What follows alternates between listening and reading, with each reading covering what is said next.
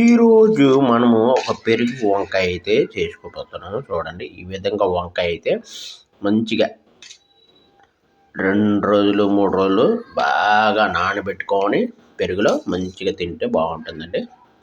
ఈ విధంగా మనం అన్నంలో కలుపుకొని తింటే సూపర్గా ఉంటుంది అన్నమాట. ఇది వంకాయలు.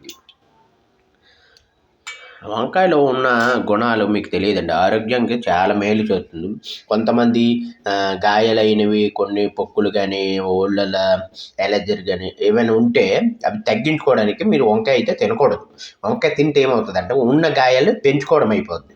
అంటే దాన్ని దురదలు, గోక్కుడాలు ఎక్కువైపోతాయి. అవి ఏం లేకుండా ఉన్నోళ్ళే వంకాయలు అయితే తినాలి. అదైతే నేను చెప్పాలని.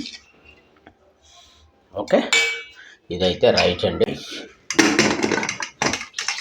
ఇది వంకాయ.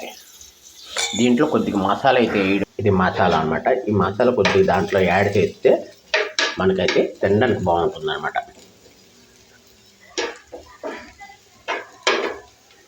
ఓకేనా?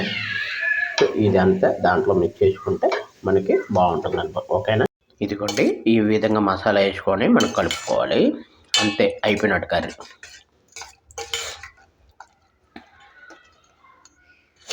ఈ విధంగా మనం తినాలి. ఓకేనా? చాలా బాగుంటుంది. సో ఈ వీడియో మీకు నచ్చినట్టయితే లైక్ చేయండి, కామెంట్ చేయండి, షేర్ చేయండి.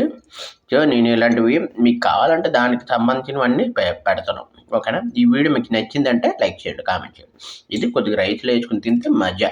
చూడండి, ఈ విధంగా కొద్దిగా మసాలా వేసుకుంటే బాగుంటుంది. పెరుగు, వంకాయ పెరుగు కర్రీ అనమాట. ఓకేనా?